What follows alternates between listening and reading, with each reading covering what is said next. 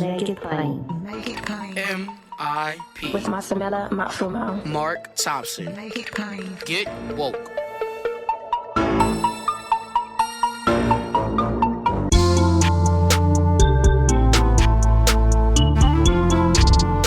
God bless you. Good morning. Get woke. Ladies and gentlemen, MIP is COVID free. Free meaning you don't need a subscription to hear MIP every day now for a limited time. While we endure this pandemic, we want to make it available to everyone. So wherever you get your podcasts, Apple Podcasts, Spotify, Google Podcasts, Stitcher, Pandora, MIP is COVID free and available to you and everyone without a subscription.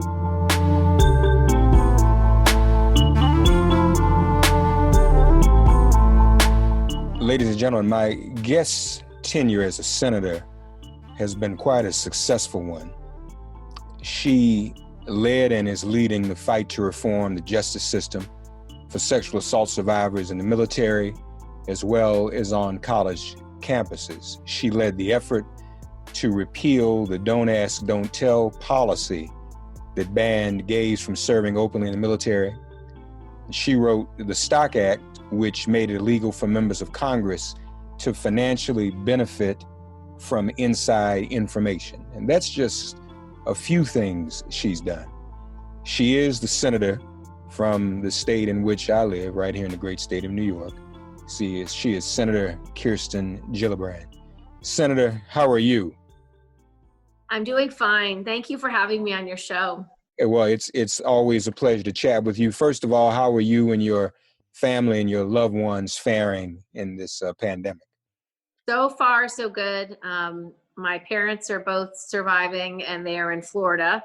My two boys are home and I'm cooking and cleaning all day long because I have many more mouths to feed every meal. Yeah.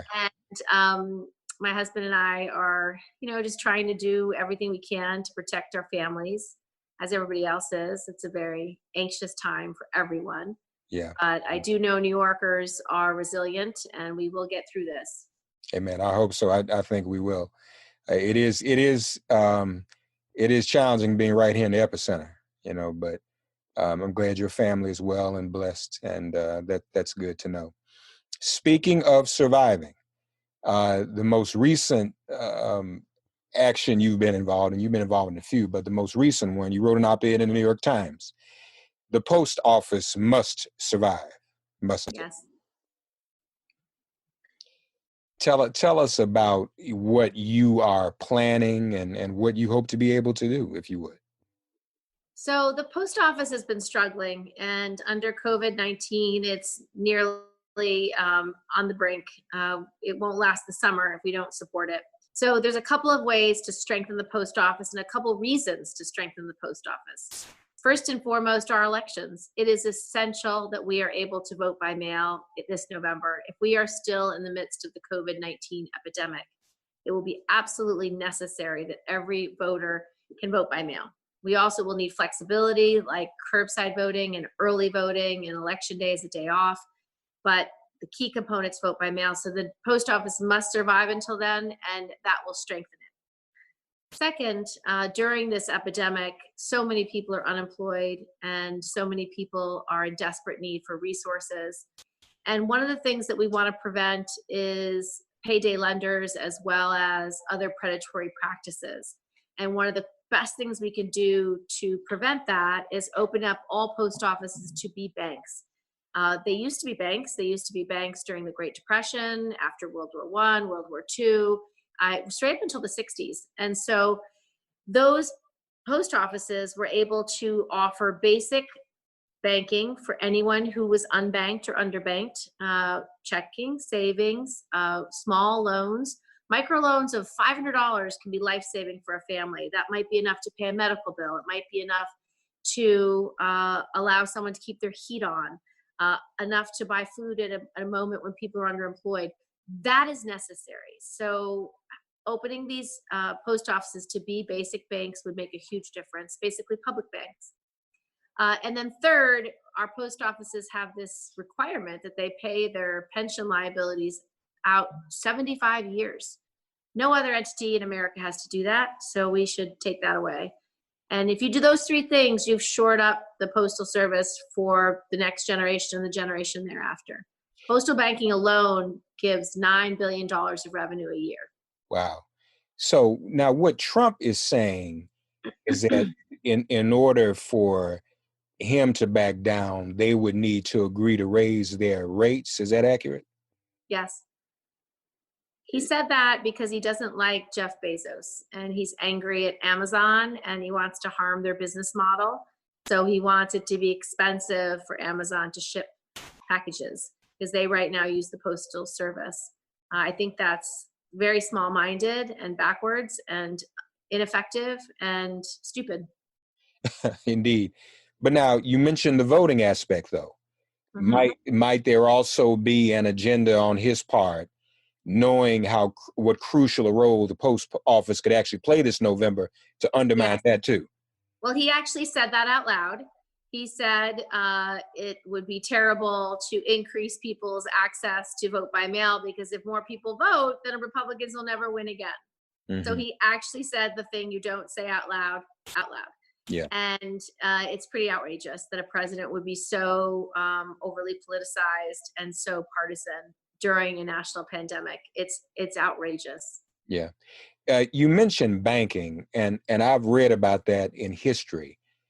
Can you give us a glimpse of what the advantages would be to everyday Americans in comparison to you mentioned the Depression and the World Wars, coming out of this pandemic, how beneficial it might be for Americans to have access to banking at the post office? So right now there are hundreds of thousands of people who are unbanked or underbanked in my state alone. And it's quite a number of people. I think it is as high as 20 or 30% of people are unbanked or underbanked nationwide. So that means they don't have a checking account or a savings account. It means they can't accrue interest. It means if they need to borrow money, they might have to use payday lenders or other unsavory predatory practices. And so it's a huge problem for people to not have a bank account. To be able to emerge from this unbelievable crisis, people are going to need access to capital. They're going to need microloans to start businesses, to get themselves back up and running. The post office can offer those loans and they can serve more people. We know that even in the recovery that we've put money in for the Small Business Administration, that women and minority-owned businesses that were left behind, along with rural businesses, because we have 30,000 post offices in every community from inner cities to rural areas, we would know we could get basic banking services, including lending, into every community, even if the SBA is unwilling to help them. So the 3 points that you mentioned, has that been introduced as legislation on your part, or? Okay. Yeah. Yes. The postal banking's been introduced, and all the aspects that I just mentioned are part of that legislation. So where are we in that process? I know how difficult McConnell can be, but yeah. So we're hoping that for the fourth COVID bill, which is being negotiated now, that bill may well start in the House of Representatives. This idea is sponsored by our House delegation. Carolyn Maloney leads it in the House. So she is going to ask that it be included in that baseline package that Speaker Pelosi will write. And then hopefully we can negotiate and keep it in on the Senate side. Okay. Well, that's very important. I know the majority leader has suggested states should file for bankruptcy. We can't have states filing for bankruptcy and the post office going out of business at the same time, can we? No, and that's absurd. I mean, to say that is so cynical and so wrong-headed. It's just something that I can't imagine any majority leader ever saying. Yeah. It flies in the face of President Trump's goals of having a growing economy by election day. And it's so harsh. I mean, to have a state go bankrupt, that means they would have to slash employees, from first responders to educators to social services to safety nets. I mean, so many people would be harmed by such an outcome. And I don't know why Mitch McConnell is so callous. Yeah. You have also been a part, I believe, of an initiative to have those who are unemployed help out with COVID relief and really help maybe even get to work again. Yeah, so we are hoping that as part of the next bill, we can have a health force. And what this would look like is we would teach and train 1 million workers in the next 2 months to be able to be frontline healthcare workers to help our nurses and doctors and EMTs and other first responders do the testing and do the contact tracing. It would be amazing if we could get through the Defense Production Act more tests up and running so that these testers can go out to every corner of the United States, test everyone, and then be able to do contact tracing for every single person who tests positive. If you can get that up and running in the next 2 months, you could arguably reopen most of the economy by September. Without that, I don't know how these mayors and governors are going to be able to make the judgment that it's safe enough to reopen, because if you have still 25% of COVID patients be asymptomatic spreaders, you're never going to nip this in the bud. You will never be COVID free if you don't have robust testing and contact tracing. Yeah. And I would agree. I'm fearful that some of these governors, and you mentioned your parents down in Florida. I mean, Governor of Florida, Governor of Georgia, they're trying to reopen, and it's very, very dangerous. So dangerous. And I don't know how they can accept the loss of life that will follow. Yeah, yeah. Lastly, I know you're also part of legislation that would address food insecurity. Mm-hmm. Tell us about that, if you would. So given the high unemployment, the fact that 26 million people have filed for unemployment in just the last few weeks, a lot of people are deeply food insecure. Without a paycheck, without a decent paycheck, they cannot afford to put food on the table. And with schools closed, the best meal of the day for many children was their school lunch. Mm-hmm. Some schools were extremely generous and offered lunch, breakfast, and dinner in some places. So without that, there's so many families that just don't have enough food. I have 2 boys at home. I know how much growing boys eat or want to eat. And if you don't have the resources to feed your kid, I can't imagine a more heartbreaking circumstance for a family to endure. We should not, in the greatest country on earth, having our children go to bed hungry. A lot of our seniors are homebound and do not have enough resources through Social Security. They are often recipients of food stamps. We have begged the Republicans and Mitch McConnell to increase food stamps, and they've said no every time. It's disgraceful, it's ungenerous, it's inhumane, and it's immoral. So our goal is to include more money for food stamps in the next bill, and then to make it more flexible so that we can use resources in community kitchens, in food banks, and other kinds of shelter systems. We are trying to make connections with our dairy farmers and our fruits and vegetable farmers who have had to dump their milk and throw stuff away because they can't deliver it to the normal place they deliver it. We want to make sure that food's getting to families. We're doing our best to increase the supply chain so we can get food like dairy or fruits and vegetables to the people who need it. Yeah. Well, honestly, I must say, all the things you're working on are critically important and urgent, life-saving in this life-threatening situation. Senator Gillibrand, we wish you the best, and all of this is all obviously very, very urgent. And we appreciate the hard work you're doing. They're the kinds of things that a president would do. And again, I want to commend you on running an excellent campaign. And it's again, very disappointing that we have the White House who doesn't care enough about people. Yeah. Thank you, Senator. Good God to see bless you. you. God bless Stay you safe. too. All right, you too. Take care now. All right, bye-bye.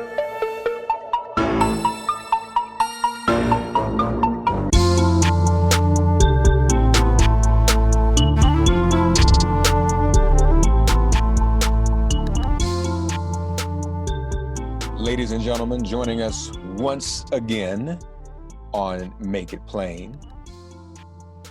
And he is the author and publisher right now of pressrun.media. We invite you to check it out. Former staffer at Media Matters, Salon, Rolling Stone, Billboard. But Press Run is his beat right now fearless media commentary. He's always been that way anyway. Pressrun.media. Eric Boehlert is once again back with us. Hey man, how are you? I'm doing good. Doing good. Good to be here. Good to see you. Good to be seen. Glad to know that you and yours are faring well, or at least as best you can under the circumstances. Week 6, I think it is out here in North Jersey. So yeah, we'll see. yeah. Your latest at Press Run, fascinating comparison between Trump and LBJ. Yeah. And we are getting close to Vietnam numbers when it comes to deaths from this pandemic. Yeah. Probably Monday night, Tuesday morning, it'll hit 58,000 in the U.S. Trump said it was going to be 0, of course, back in February. But yeah, 58,000 is the U.S. death toll for the Vietnam War. That, of course, took at least 9 years. You could extend it even further in terms of jungle warfare. Vietnam War has always been kind of the benchmark for a failed presidency, for an event that would destroy a presidency. It was, it was obviously Vietnam in 1968 that forced LBJ not to run for re-election. And as I point out in my piece, it's not just this is Trump's Vietnam. I mean, we've got a collapsed economy, staggering unemployment that might hit 15 or 20%. We've got food lines growing around this country. CEO of Tyson Food now saying the chain for supermarkets is weakening, things like that. So this is Trump's Vietnam, and it's his Great Depression. Yeah. And one of the things I asked in the piece was, the press coverage that folks are seeing, does it really capture what's going on in terms of the staggering proportions of what's happening? And I did a piece on Friday for pressrun.media, and it was, Trump's pandemic is 26 million lost jobs, 58,000 deaths, and the New York Times keeps running these Dems in disarray articles because that's what they always do, right? They're looking at Joe Biden in 2020, and they actually published 3 additional ones after my column on Friday, just relentless, kind of bad news for Biden, and his campaign is in disarray, and Democrats don't have a unified message. We're talking about an incumbent who has 26 million lost jobs. It'll be 30 by Friday, 30 million lost jobs. And he's running for re-election, 58,000 deaths.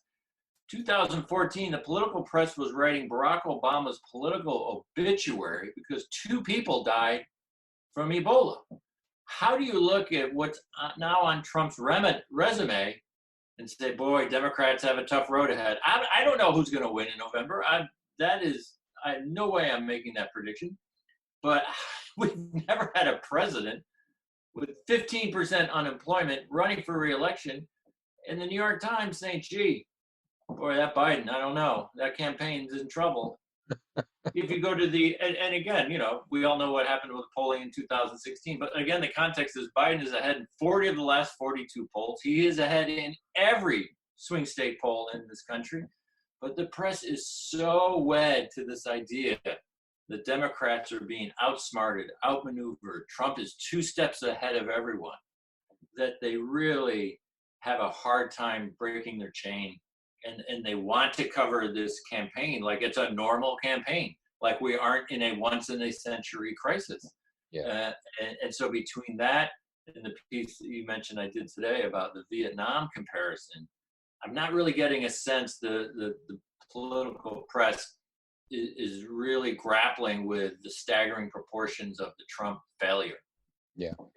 Well, you mentioned Vietnam as being sort of the benchmark of a failed presidency. Yeah. Because clearly Watergate was not, or Ukrainegate currently isn't. Right. I would probably add to that the hostage crisis is also a benchmark.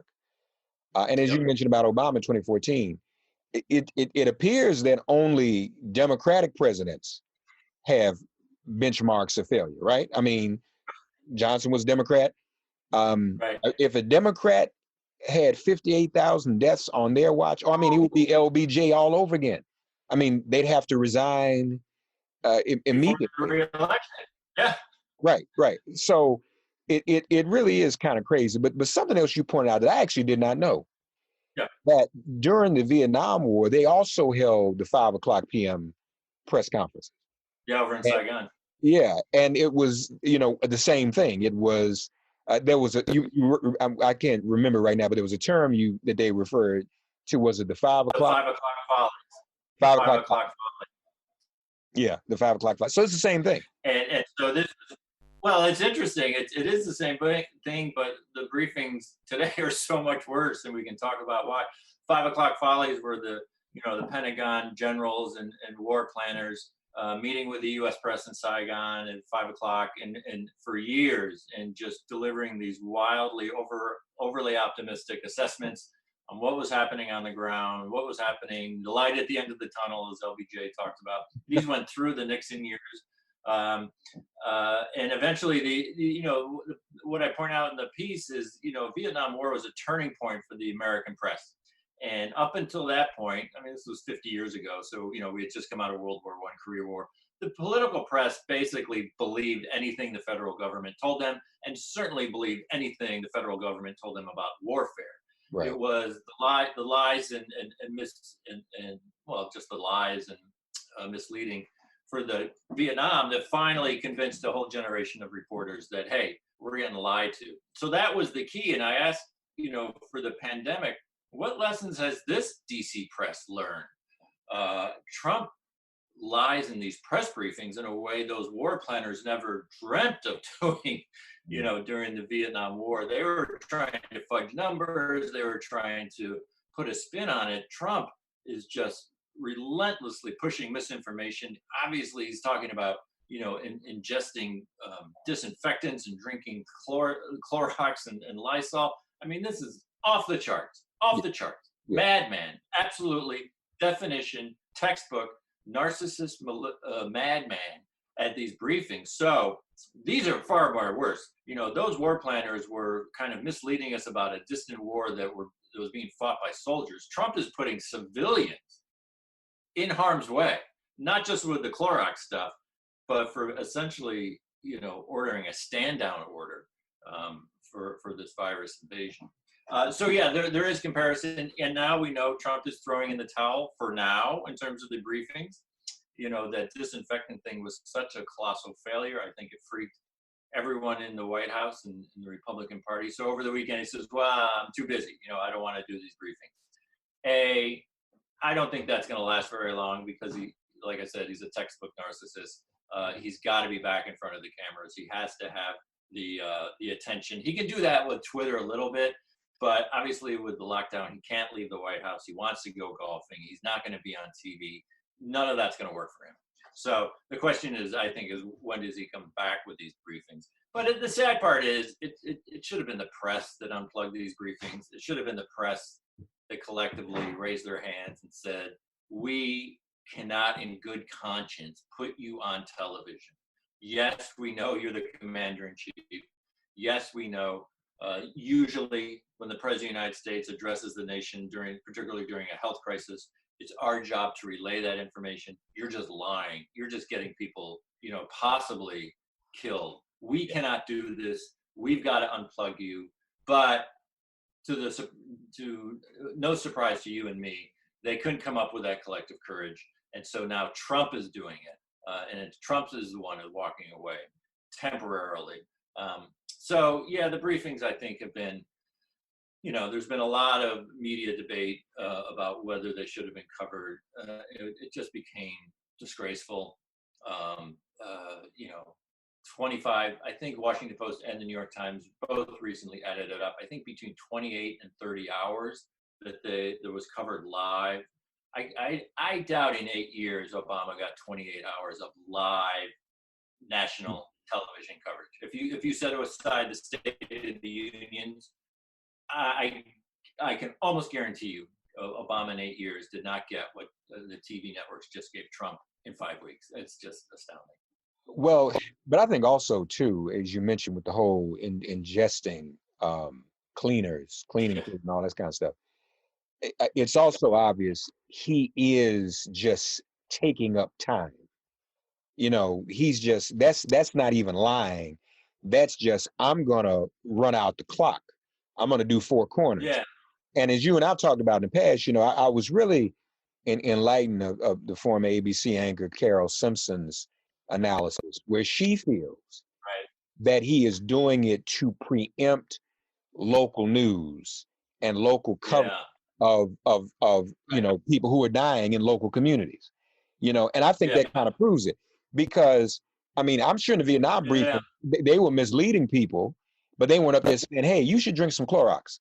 That's kind of a dead giveaway. Okay, you're not lying right now. You're just running out the clock so nobody else gives this the accurate coverage that it deserves, Right. These briefings started out 45, 50 minutes. They started out with 15 people behind them. They all said something useless. Then it kind of became 4 or 5 people, and then it became 2 hours. Look, a lot of people have talked about these are the rallies he can't have.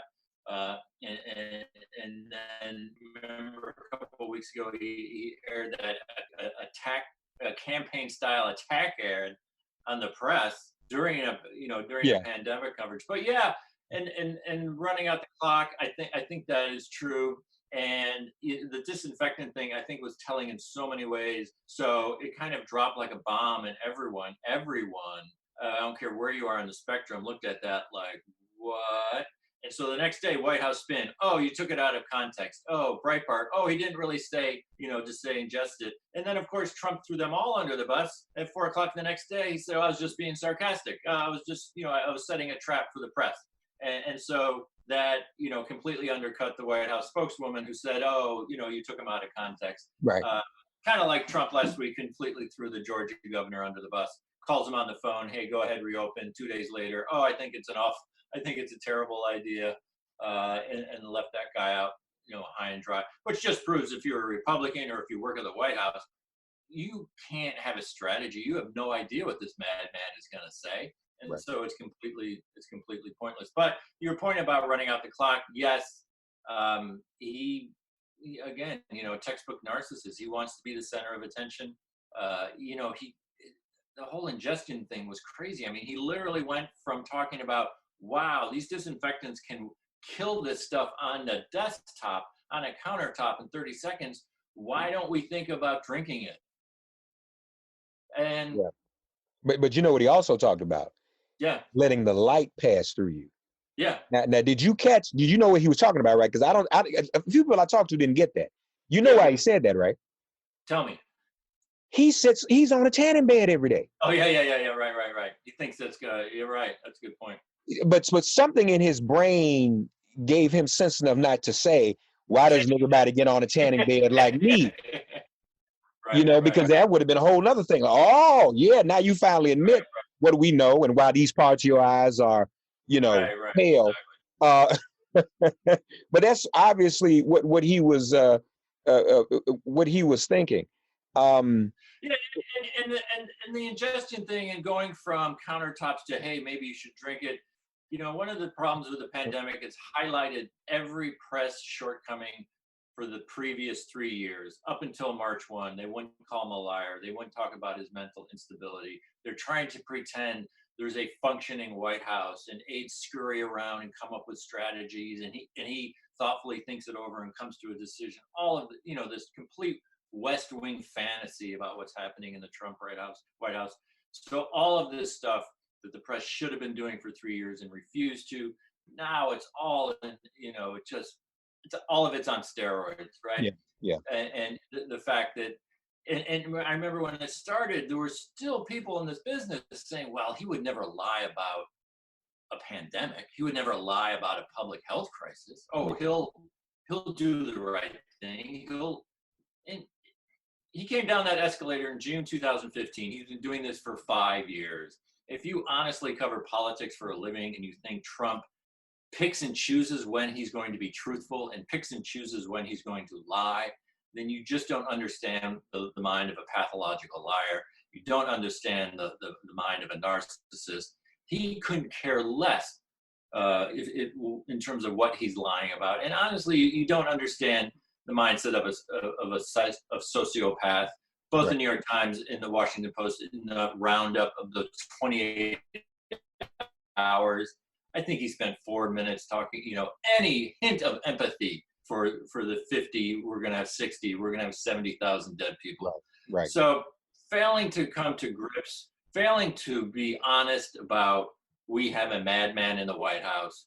They won't even call him a liar. So all of these failures have been multiplied, and one of the reasons we are where we are now, I think, is the press just not wanting to deal with reality, trying to prop up this idea, well, he's an eccentric businessman, oh, he's mercurial, oh, he fabricates, he doesn't.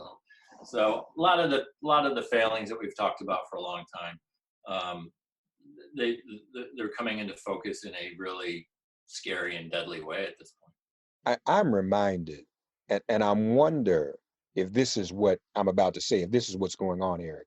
Yeah. Some in the press have always felt they have a responsibility to make elected officials look good even when they don't. It's like an arrogance of, well, if they're not going to do it right, we have to do it right. And I tell you why that comes, man. I just thought about this as I was sitting here years ago.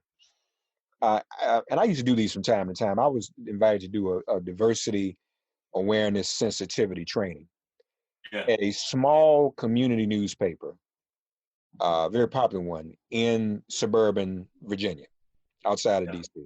And the reason I was called out there is because every day they were posting police crime reports, police blotter and all that. And they were always putting sketches and pictures of Black suspects. Okay. So I go out there, and some of the Black staff invited me to come, and everybody's the editor, there's about 50 people in the room. And we're sitting there talking, and finally, about halfway through, the editor says this to me. It says, Mark, but we have a responsibility. The sensitivity is not as important. What's more important, Mark, is that we have a responsibility to stop this crime and apprehend the suspect. And I said, wait. You have a responsibility. That's the police job. That's not your job. And the room fell quiet. I said, you kind of going into another lane that's not yours. And when I watch some of this press today, I wonder, I'm sure someone has said, well, this is America. We can't have our president looking crazy, so we have to try to make this look like something else. But in fact, they're making it worse by giving him wall-to-wall coverage. He is truly crazy. So you're seeing that no one in the history of humankind has ever said anything like ingest cleaning fluid. Right. I mean, that is a clear example. And one other thing, I want you to respond to this too, if you don't mind, because I thought about you too when this happens. A lot I learned from you, and I think about it when it happens. Kemp, open Georgia. Kemp, don't open Georgia. I thought about you. Fog of unknowability. Right. It's just I said that's just what that's still. And I said that's all that is. People say, Mark, it doesn't make sense. Yes, because that is the strategy. It's not supposed to make sense. It should keep you. It's a moving target. Right. So the fog of unknowability, which I tweet about a lot, it's a phrase that Kremlin watchers have used for Putin in the press, and they warned the American press when Trump was elected. They said, it's going to happen, and you're not going to know how to deal with it. And the American press doesn't know how to deal with autocratic propaganda.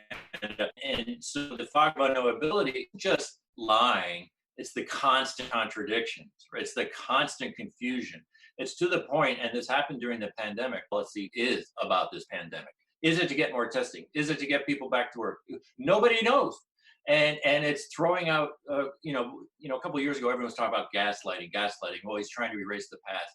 It's really so much worse than that. And it's trying to create an alternative universe. But it's not just an alternative universe where you lie, and you create your own set of facts. That's kind of what the Fox News wanted to do.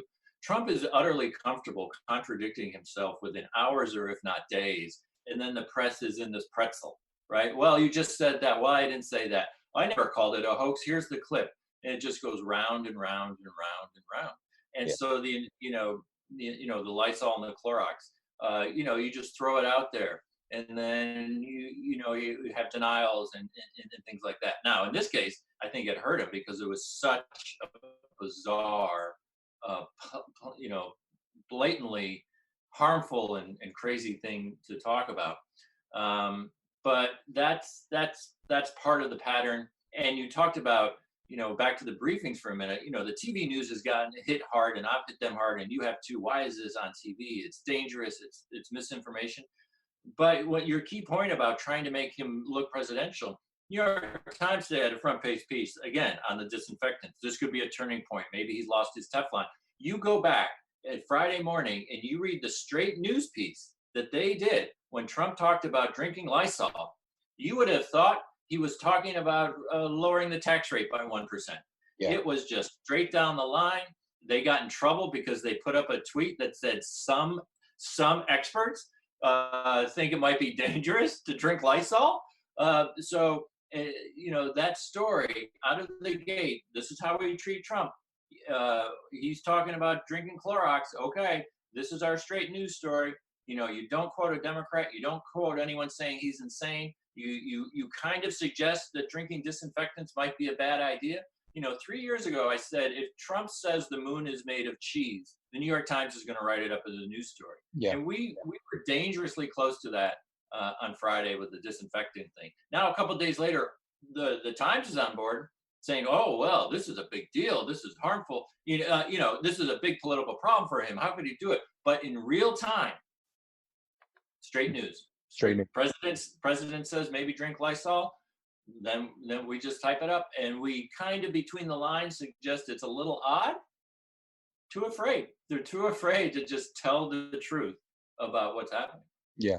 And honestly, I don't know what that gets them, because no one in Trump's, if again, and we've talked about this before, if the New York Times is trying to appeal to anyone in Trump's base or his audience, they're not coming there anyway.